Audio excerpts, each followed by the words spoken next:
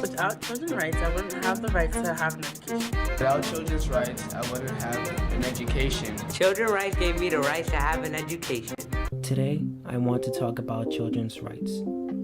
I chose children's rights because children without their rights would not have that additional protection they need. The person that I'm going to talk about is Malala.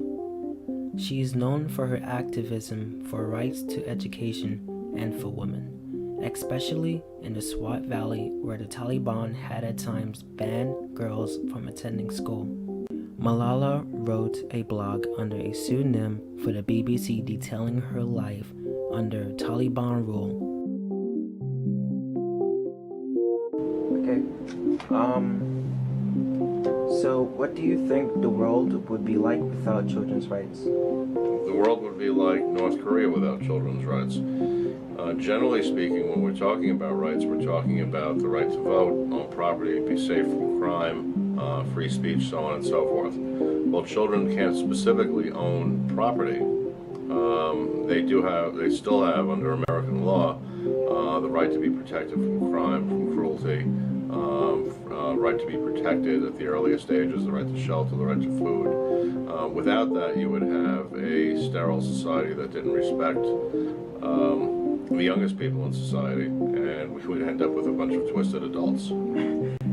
The United Nations Special Envoy for Global Education, Gordon Brown, launched a UN petition in Yousafzai's name using the slogan, "I am Malala," demanding that all children worldwide be in school by the end of 2015.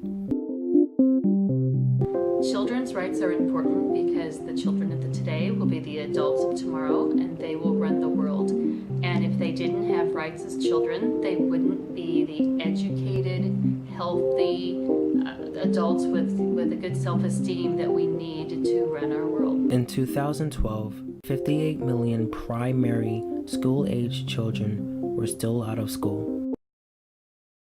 How is children's rights related to human rights? According to Article 26, everyone has the right to be educated, meaning that no matter what part of the country you are or any state, you should be able to go to school and get your education. Education is a very fundamental right, and it should be free for the most part. We're allowed to have education, we're allowed to have somewhat of our freedoms, although legally we cannot purchase or own really anything that's our private property.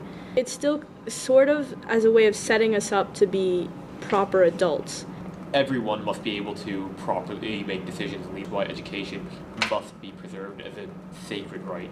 The point of giving children's rights is so that way, when they are what is considered a legal human, they make the right decisions and they make them intelligently. That way, they, as the next generation, continue to lead their country in a much more suitable way. Guys, what's the current issue with children's rights?